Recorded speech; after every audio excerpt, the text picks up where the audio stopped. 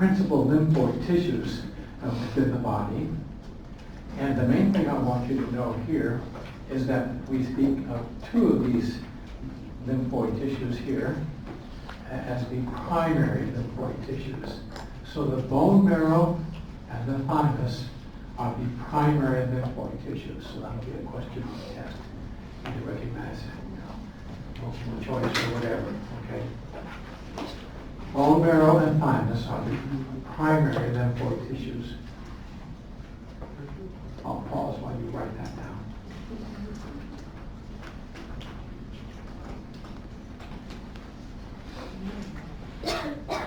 Congratulate yourself. For sure get you 2 points. The secondary lymphoid tissues then are mainly the lymph nodes. Okay? Now, when I say mainly the lymph nodes, your book points out that the spleen, tonsils, and so forth, and also gut-associated lymphoid tissues, they are also secondary. But these other tissues, and spleen, tonsils, and so forth, they basically are various different versions of lymph nodes. Each of these, the spleen is an organ filled with lymph node-like structures, basically. And the gut lymphoid tissues are basically modified little lymph node structures, basically. So we then turned our attention, as we were finishing up last time, to take a look at what a lymph node looks like. Passing over now our discussion of the lymphatic circulatory system, which I'm sure you all remember perfectly with your senior level eidetic memory.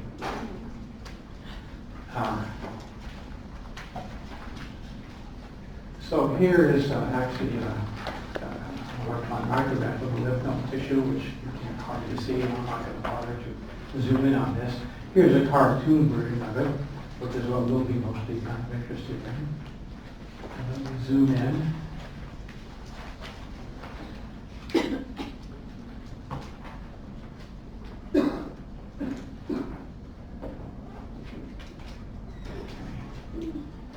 We have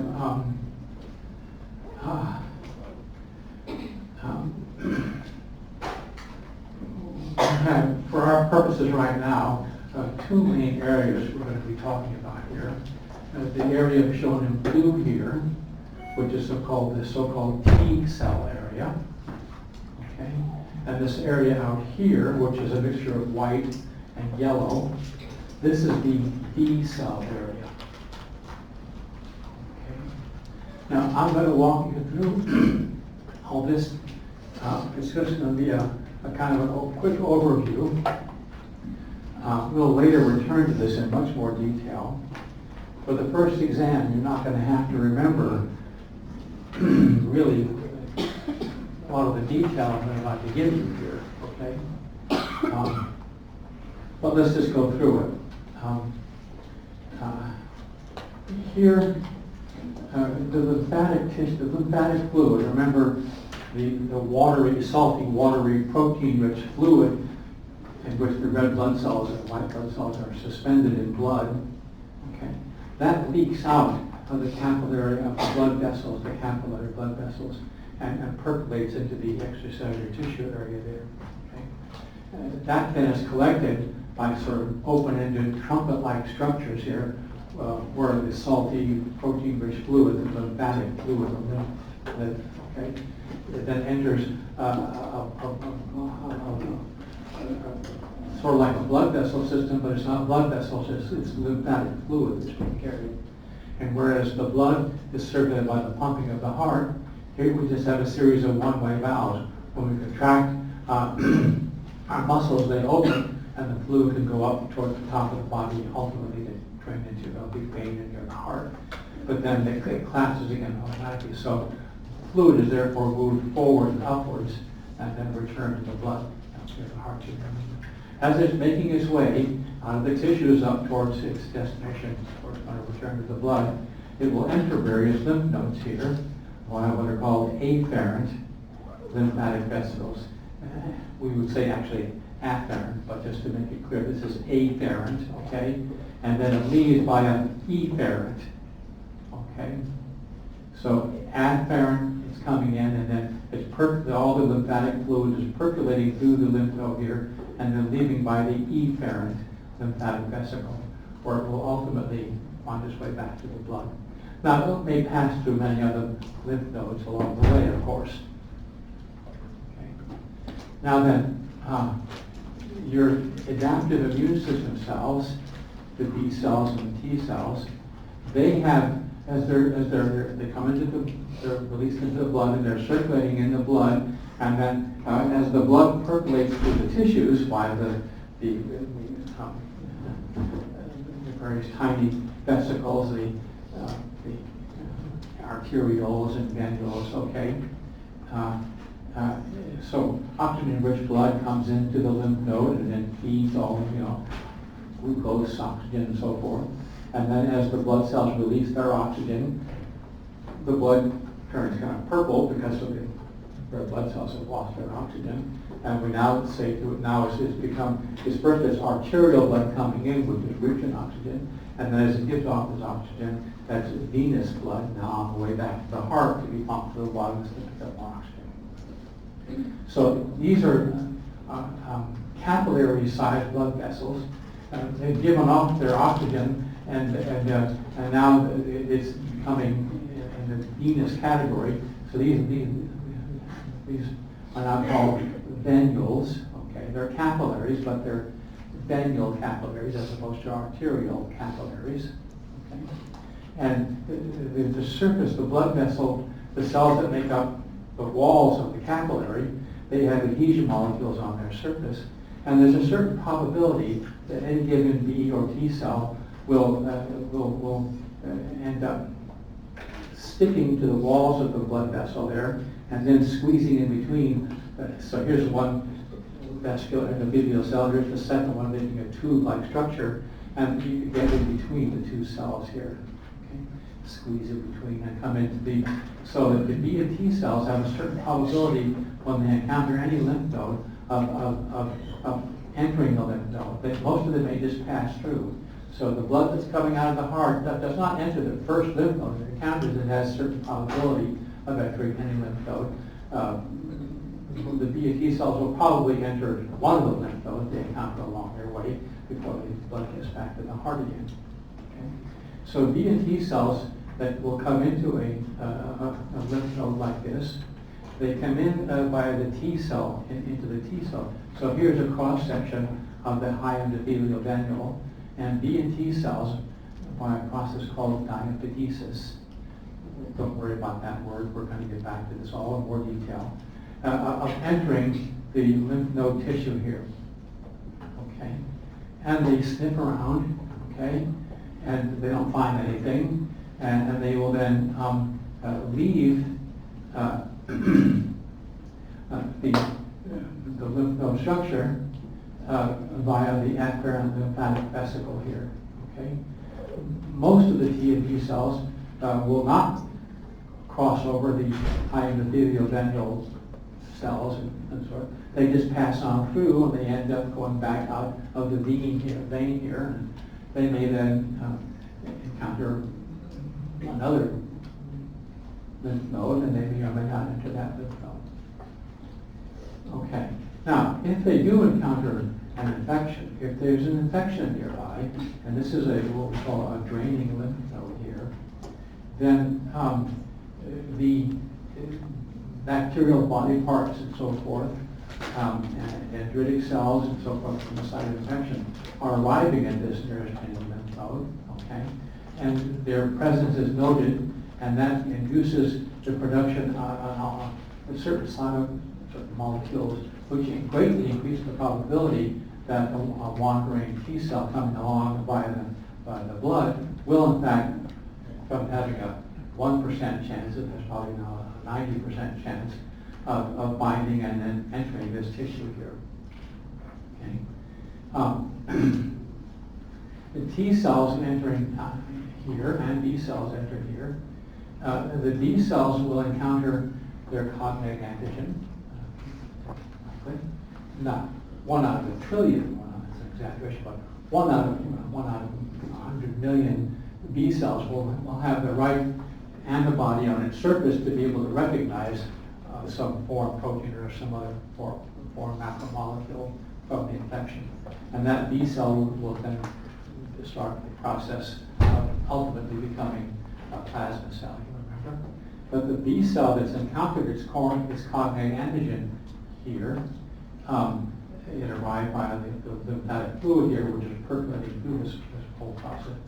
At the same time, we will need a T cell whose T cell receptor can also recognize some component of a foreign protein related to the same infection. The T cell receptor probably won't recognize the exact same epitope that the antibody is recognizing, but some other amino acid sequences related to this infectious bacterial process or virus or whatever will be recognized by at least one T cell. Again, 1 out of a million T cells will have the right T cell receptor to recognize some component of the same infection, and that T cell will become activated and will differentiate into a T helper cell or T CD8. If the CD8 cell, it will differentiate into a killer T cell. If it's a CD4 T cell, it will differentiate into a helper T cell. And in particular, these helper T cells are going to then secrete the cytokines that the B cell needed to actually proceed and become plasma cells. The B cells then will form, they'll proliferate and some of them will start secreting IgM right away, okay? But the rest of them will migrate to the B cell area here, where they'll get a lot more things will start happening. They'll be proliferating like crazy. They'll activate a mutagenic process where they now mutate the antibody gene in the hopes of making a mutant that even has tighter affinity than the original gene that produced that antibody protein that was on the B cell surface. So we do somatic hypermutation. Okay, most of those mutant immunoglobulin, the population of B cells with mutant immunoglobulin genes are not as good as what you started with, but one or two of them, some of them will be actually much better, okay, and they compete, all of them compete, and the ones that have the tightest affinity, they succeed and they get more growth signals, and they then are the ones that are going to become plasma cells secreting high affinity antibody. Also, they're going to get information here. By the way, these proliferating B cells here, surrounded by helper T cells and so forth, this is called a germinal center here. This yellow thing is a germinal center. And a lymphoid follicle here becomes a secondary lymphoid. This is a primary lymphoid follicle that these cells will come into and then just leave again. But if they have been activated, they stay in here, and this primary lymphoid follicle will become a secondary lymphoid follicle. And we get lots of proliferation of the B cells here. And we get hypermutation, which is going to create a higher affinity binding antibody. But we also get, in this location here, we get class switching. Whereas these B cells were first had a gene that makes an immunoglobulin M molecule, an integral membrane immunoglobulin M molecule. Now the primary focus here is to start secreting that same IgM. But here now we're going to, most of the time we'll then switch, the gene is no longer going to be making an IgM molecule, it's going to be making an IgG molecule or an IgA molecule, depending on what type of infection we had. And that information is provided here in this molecule. So, that's a quick overview of all of this. Here is yet another summary of this story, which is more illustrative.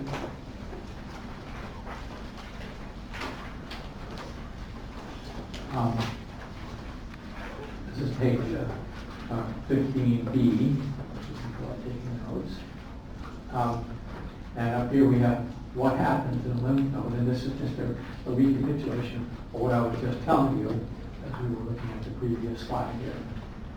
So here is an afferent lymphatic vesicle, and if we have an infection going on, whole bacteria, for example, will be caught in this lymphatic fluid circulation, and they'll be brought into the nearest draining lymph node.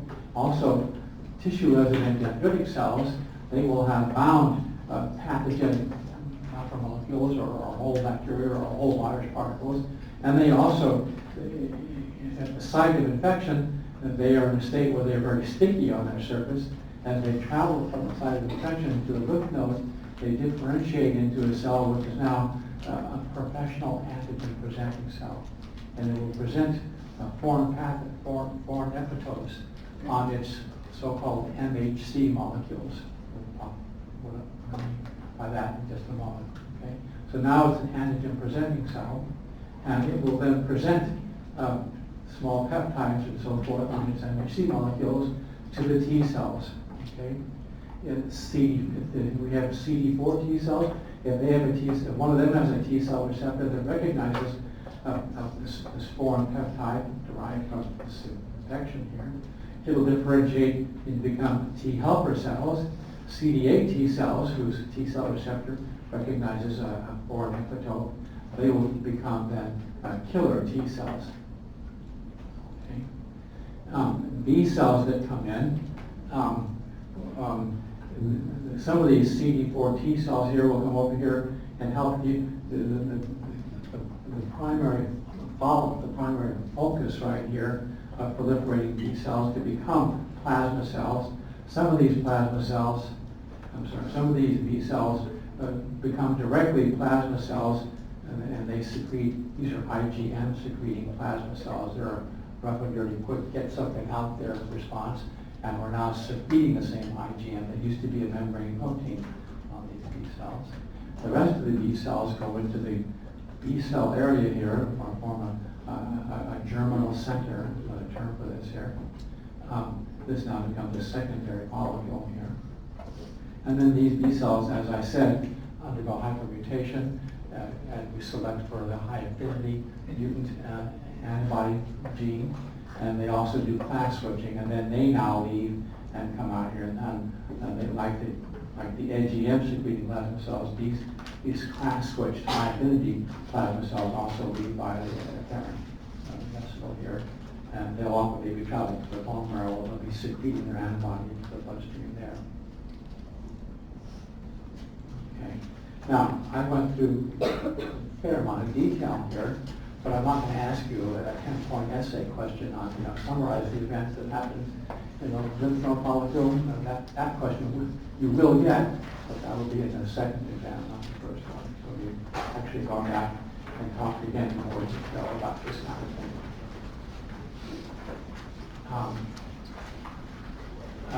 And then here's a little bit about the other secondary lymphoid tissues. The spleen, the spleen is kind of a blood filtering organism here. Sometimes, if you get cut and that gets infected, most of the bacteria will just be local there in the tissue space. Some of them will get into the lymphatic fluid and be brought to the lymph node. Some of them, however, actually find a way to get into the blood vessels and then get carried into the blood circulation and so forth. And they then will find themselves in the spleen, which has among many functions here. It's a kind of a filtering organism for the blood. With any bacteria here, these bacteria will now be filtered out by the spleen here, and in particular, the spleen, the white pulp part of the spleen, is basically essentially lymph node-like structures here, the T cell area and B cell area. In this case, it's not a high endothelial venule, it's a central arteriole here that the T cells and B cells can leave to come into the blue area here. So this is basically just a lymph node, and the spleen is basically thousands of whatever the number is, a large number of lymph nodes all concentrated here to kind of filter out any bacteria that were in the blood and also activate the immune system there. In the walls of your gut, where all the germs and the food that you eat and on your hands when you drench yourself and so forth, all those germs are going to come into your body, and they're going to go through your stomach, where the acid will kill a lot of them, but they come into your gut, and in the same process where you're digesting your food, they will enter the population of commensal bacteria that live in your gut and provide certain vitamins and so forth to us anyway. But these pathogenic bacteria that might have been on our food are dealt with by lymph node-like structures scattered at regular intervals along just underneath the inner surface of your gut there. And they will then deal with the pathogenic bacteria and activate the immune response there as well. I talked about how poliovirus is a fecal oral transmission virus. So summertime, mothers bring their children to the public swimming pool, the little children shit in their diapers and so forth.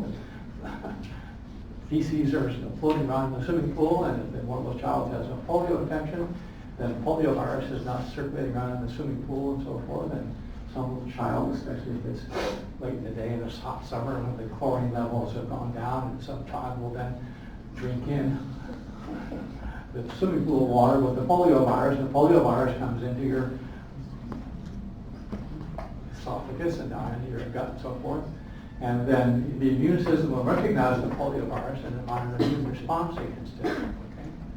The polio vaccine, the most effective polio vaccine, is not an injected killed virus, but an eaten, attenuated virus, an extremely weakened virus. So you actually get an infection, but it gets an infection that's initiated by the gut structures. And so the B and T cells, the memory B and T cells, are going to set a residence here and so forth. So they're going to be right there on the spot should you ever encounter a real poliovirus infection. Somewhere in some place.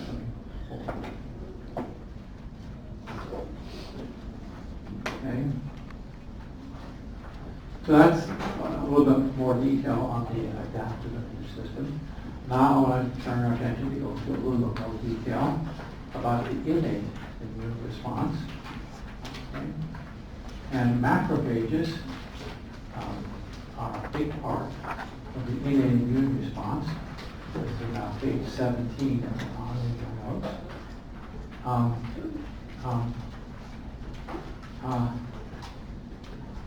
So macrophages do two things. If you get a cut, underneath your skin, you have millions of macrophages. They're all just waiting there for anything to get the cut from that infection. And they're the first line of defense, not just on your external surface, but also on just beneath all your internal surfaces as well, your mucosal surfaces. Lots and lots of macrophages there. So if you get a breach of the skin, outer skin or inner skin, there's going to be macrophages, right, Johnny, on the spot, okay? And they're going to do two things. One is they have receptors that have evolved over evolutionary time to recognize certain molecules. These are sometimes called pattern-specific receptors here. They recognize certain sugars and glycolipids that bacteria make, but our own cells don't make. Okay? So they recognize certain macromolecules that are expressed by prokaryotes, and they bind them to the surface of the bacterium in this way. Okay? And then when these receptors bind the bacteria, they initiate signal transduction events that lead them to the formation of this engulf process here. Okay? You just surround, like an amoeboid response, you engulf the whole bacterium and you bring it in. Okay? It comes in, it's inside of a vesicle here, a so-called phagosome here. You know about endosomes, where you bring in small amounts of outside. This is a big endosome, basically. It's a phagosome, and whole bacteria can be inside of it, for example. And these fuse with existing lysosomes here. And now we have a phagolysosome structure here. And the digestive enzymes from the lysosome then digest the bacteria into bits and pieces, basically. It's like the bacteria came into your stomach with acid pH and all kinds of digestive enzymes and so forth. So you kill the bacteria in this way. Okay? But we have another class of receptors that macrophages express, which we're focusing on here on this slide here. These receptors were first identified in a Drosophila mutant. The Drosophila mutant was a kind of a weird acting fly. The German word for crazy is Toll, T-O-L-L. Okay? And these we call it, the German investigators that found this, we call this the toll, the crazy fly. Okay. Well, it turns out that toll is a whole class of genes that are called, now we call them toll-like receptors. They play a role in embryological development, not just in the fly, but in us as well. But other versions of the gene play a big role in the innate immune response. Okay? And these receptors, they don't bind the whole bacterium. Bacterial body parts, lipopolysaccharide and things like that, are sort of diffusing off the surface of the bacteria. Sometimes the bacteria break open and release some of these kinds of molecules. These small molecules bind to this protein here. It's actually this is kind of an oversimplification, but it's basically a protein receptor that recognizes, again, evolutionarily selected to recognize these prokaryotic types of molecules here that are a signal of a bacterial infection. Okay? And these initiate signal transduction events that are unrelated to the phagocytosis response. These initiate signal transduction events that actually activate transcription of genes in the nucleus. Okay? And we turn on the expression of these small proteins, big peptides that we call cytokines, which are then secreted to the outside world, and they then mediate a tissue and body-wide immune response. Okay? They send out signals to the neutrophils, which are in the bone marrow. Over here, okay, they come screaming out of the bone marrow like, you know, those 1950 movies, in the Southwest, where the Apaches are terrorizing the population of colonizing invaders from Europe. And settlers have been brutally murdered to cause shock and awe. And then so the troops come streaming out of the fort, and they try to fuck off the Native American daddies. Okay. Well, that's the neutrophils here. The neutrophils here, the bugle call. Okay. Trouble on the frontier, and they come screaming out, and they then are drawn to the capillaries in the lymph nodes where we have the draining infection, and also they're drawn, actually even more particular, I should have said, to the site of infection. Okay?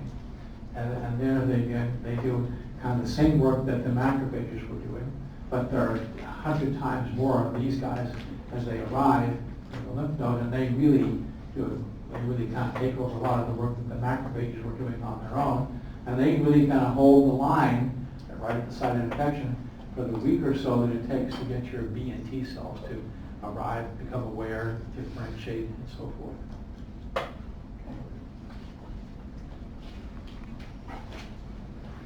Okay, so these, so up here I said at the top here, we can do this.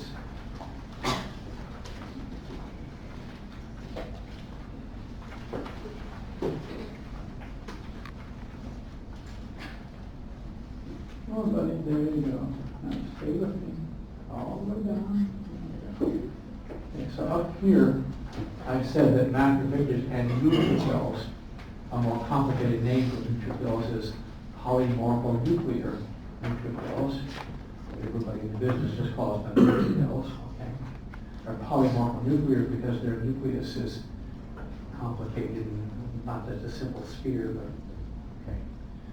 So here we're focusing on the macrophages and the inflammatory response mediated by toll-like receptors, and then the macrophage development process.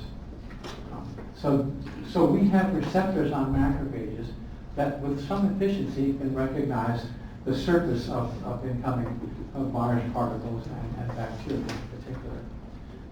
Now, if these virus particles and bacteria have been coated with antibody, we have receptors which are sort of antibody receptors or whatever. They're 100 times more efficient. Okay? And the bacterium that's been coated with antibodies, or as we'll talk about in a moment, complement pieces of complement protein. The term we use here we say that these bacteria have been opsonized. Their surface is coated with complement or antibodies, and these opsonized bacteria are 10 times or 100 times more efficiently engulfed and destroyed by both the neutrophils and the macrophages. So let's go back now to talk. So I haven't talked about the macrophages. Let's go ahead and say a little bit about the neutrophils here on the next page.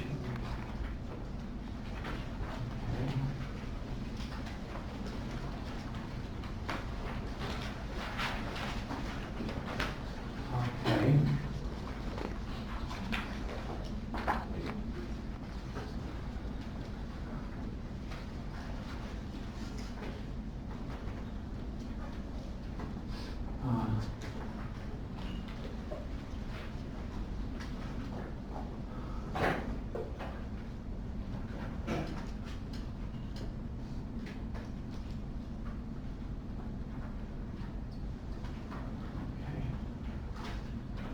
So, it says here, in response to infection, macrophages trigger inflammation. What are the receptors that macrophages have that trigger inflammation? Crazy fruit flies? Toll-like receptors. Okay. And these toll-like receptors then are going to secrete these cytokines, which will get into the bloodstream, and then alert all these millions of neutrophils in your bone marrow that used to we have a problem, and they come streaming out of the bone marrow, and they arrive, and here they are, they come out of the bone marrow here. Here are these neutrophils here. Also, we have monocytes here, which are macrophage precursors. They also come, they also arrive at the site of infection, and they then enter the infected tissue, and they therefore, in the process, they then differentiate into full-blown macrophages. So we have neutrophils and macrophages arriving at the site of infection. Okay. Now, the neutrophils, which I've gotten ahead of here, they're going to really go to work engulfing you. But these macrophages here are going to continue to produce these. They're going to then be engulfing the foreign bacteria. Okay? But again, they're secreting the cytokines, which are triggering locally here, and what will trigger inflammation here. Inflammation means, of course, setting on fire, okay, to inflame somebody.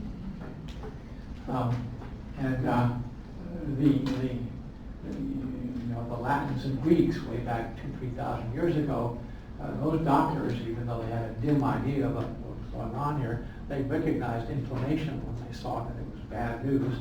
Of course, their response would be to bleed the patient or something like that.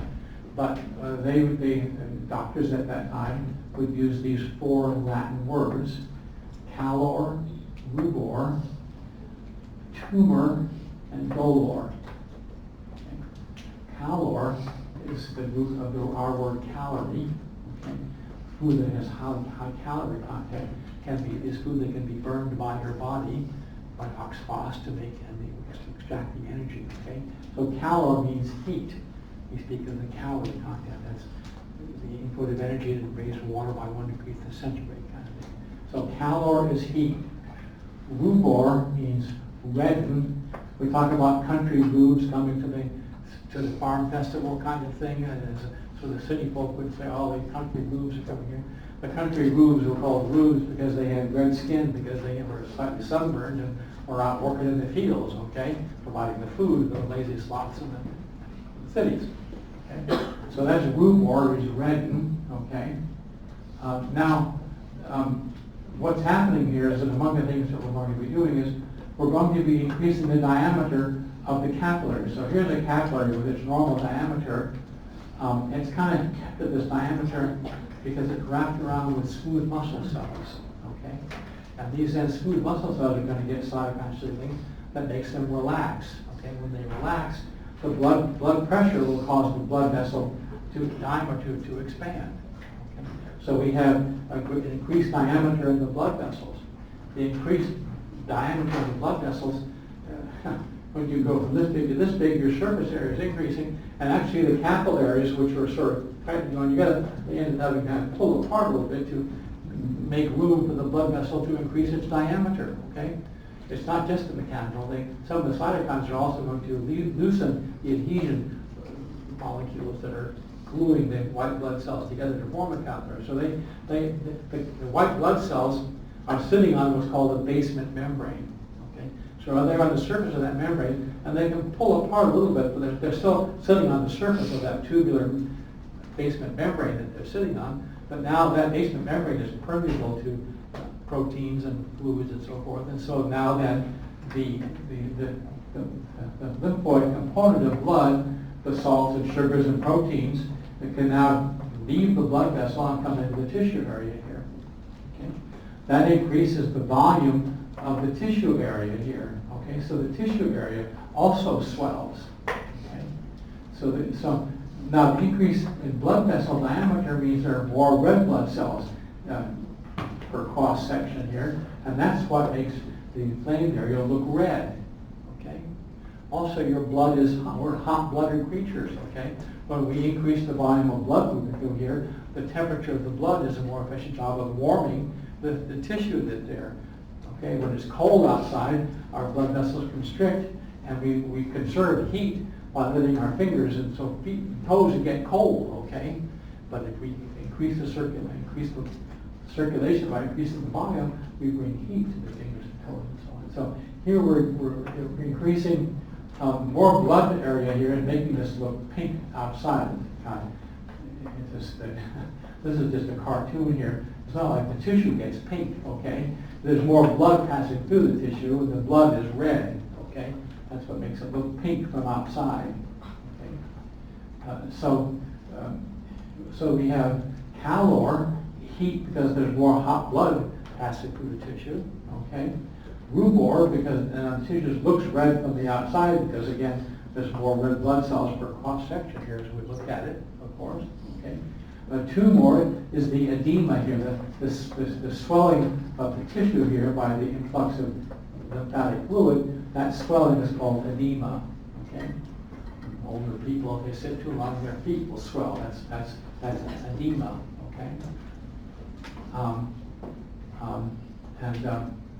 That swelling, so the edema, the word for edema is swelling, tissue swelling, and the Latin word is tumor.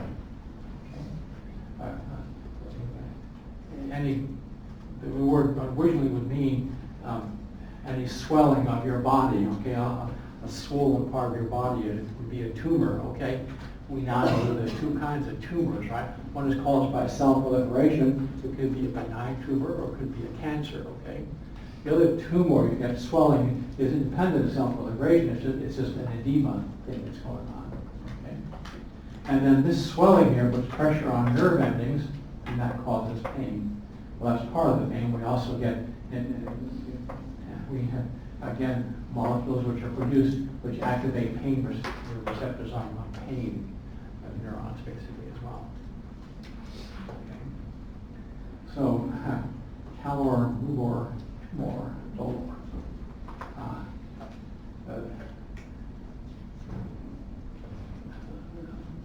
Mary, the mother of Jesus, is often referred to in Christian literature as Mater Dolorosa, sorrowful mother.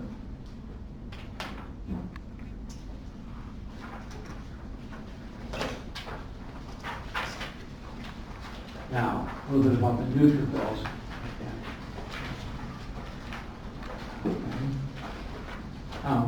So here's the bone marrow loaded with neutrophils, just sitting there playing cards, okay? Gossiping, chatting, and so forth. And then by the circulation, we get these cytokines, released by the macrophages, by their toll-like receptors. And that's the bugle call, and they then come streaming out of the bone marrow, enter the blood, okay? And then when they arrive at the site of infection, because again, there's certain cytokines here, which, for example, also have effects on, I think certain cytokines here cause migration towards their source, okay? called chemokines. We'll talk more about that later. So the neutrophils follow the chemokine gradient to the site of infection.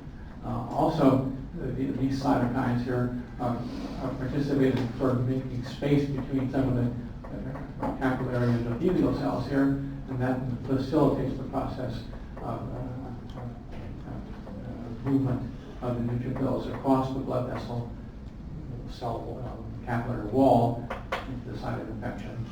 And now these neutrophils, you know how we have worker bees and queen bees in the beehive and so forth?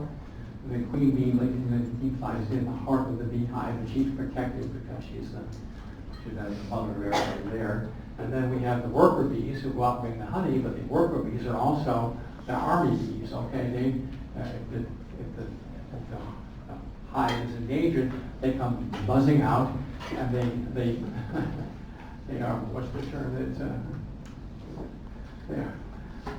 in the current terminology, a martyr used to be someone who gave up his life for his faith. Nowadays, a martyr is someone who kills you and himself for his faith, okay? Well, the bees are more in this second type of martyr. They kill you, but they also kill themselves in the process. They blow themselves up, so to speak. When they insert their stinger into you, they do that, and then it's lodged there. If you brush them off, then their stinger has got a little barb at the end, and so you push. When you brush the bee off, his stinger is left behind, and the bee is also kind of disemboweled in the process, so the bee dies. Okay. Well, the neutrophils, they basically give their lives, okay, here, engulfing the bacteria. They have a limited capability to do this. I think they use up all their granules eventually, which they're using to digest the bacteria that they have phagocytized. And then they die, okay? And when you wake up in the morning, you see you've got a pimple, and you squeeze that little pimple, and little stuff that hits the mirror, okay? That pus is neutrophils, okay? Dead neutrophils, the corpses of all the neutrophils who have given their lives to fight your little oil gland infection. Even as they die, they take out some of the enemy. Now they have a special process where they convert their chromatin, their DNA, into this viscous net-like structure, which is released and simply physically entraps the bacteria they find themselves in. What happens? How do I get out of this kind of thing? They're trapped in all this viscous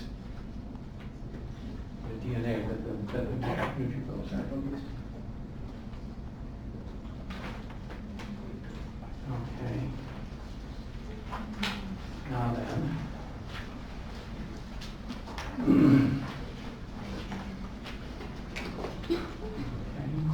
Now here's another component of innate immunity, which I referred to briefly in some of our first couple of lectures here. There's a set of blood proteins which as a group are referred to as complement. Okay?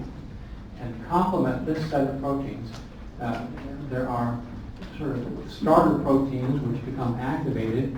These activated first set of proteins then activate each individual first component of complement that's activated will then activate many more second generation set of proteins, and these in turn will activate a third set of proteins here, so we get this amplification of the activation of complement proteins here.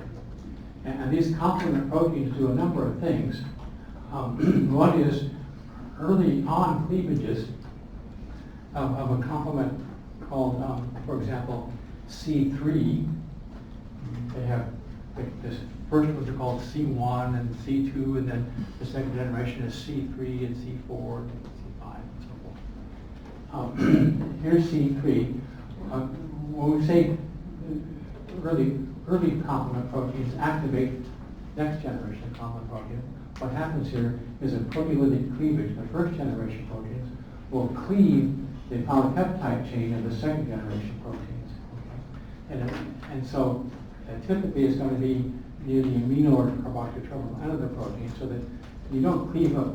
If you cleave right in the middle of it, you can inactivate the protein, right? But you cleave typically near an amino terminal end, and then there's maybe 20 amino acids or 30 amino acids amino terminal sequences which have been clipped off to produce a small peptide, and then the main body of the protein is still there. But the main body of the protein undergoes a conformational change upon that cleavage, and it's now it now has its own protease activity activated, for example, or other things happen. In this particular case here, here's whole C3 protein.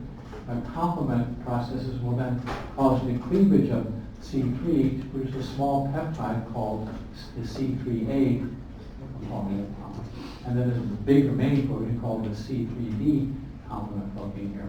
When we cleave this protein here, we expose an underlying highly reactive amino acid side chain here, and then when that's exposed, this reactive side chain will interact with any nucleophile, and an amino group or things like that. And so it can react with blood proteins, it can react with water, hydroxyl groups in water and so forth. But it certainly reacts with the surface of bacteria. It can react with the surfaces of our blood vessel cells as well. So we have on our capillary endothelial cells, we have mechanisms. They're going to get tagged by complement, but they're going to be able to, first of all, to impede that from happening, and secondly, to neutralize it. And so we protect ourselves against the complement fragments that would severely tag our own blood vessel cells and so forth. But the bacteria don't have that kind of a defense mechanism, by and large. So here's a complement tagged bacterium. Typically, a bacterium would have many molecules of complement positive all over its surface. And that happens independently. I mean, that's as soon as bacteria get in, all by themselves, they can trigger the complement reaction. So they get tagged without any help. But we also have antibodies can also trigger the complement reaction, as we'll talk more about all of this. But here's now a complement C3b tagged bacterium. The complement protein here, this complement again opsonizes the bacteria. So bacteria covered with complement fragments are now opsonized bacteria. Again, later on, when the adaptive immune system is kicked in, and the surface of the bacterium might be covered now not only with complement, but also with antibody molecules. The complement and the antibody molecules also opsonize the bacteria surface. And macrophages have special receptors that recognize complement pieces, also special receptors that recognize antibody proteins. And so bacteria opsonized either by complement or by a mixture of complement and antibodies, they're now opsonized and they're 100 times more efficiently phagocytosed and destroyed by the macrophages. Okay. Well, I want to take a break now. When we come back, we're now, so we had sort of big picture stuff in the first lecture and a half, and then we went into more detail in innate immunity, and then more detail in adaptive immunity, and then more detail on innate immunity, and then we're going to go back now to more detail on adaptive immunity. Here we're kind of burrowing in here, zooming in, that kind of thing. So now we're going to come back to saying a little bit more again about adaptive immunity. The big part of adaptive immunity is the antibodies which are produced by B cells. A big part of adaptive immunity is B cells, because B cells produce antibodies. Okay. So let's take, stop. Before I walk away, I wanted to wait until all latecomers were here. I forgot last time to do a roll call. Now, I'd love to have you worried, but I might call a roll call at any time, okay? And you'll be dinged if you're not here. But this is not the military or high school. I'm not going to be calling a roll call at random intervals trying to protect people. I just have to do this because sometimes a person thought that they were in the course and they're not, somehow they're not, or they thought that they had dropped it, but somehow they didn't drop it, and they discovered at the end of the semester that they'd never come because they dropped the class. And then they're, to their shock, they find that they have an F for the course because they never attended it, never took it. So let's start with the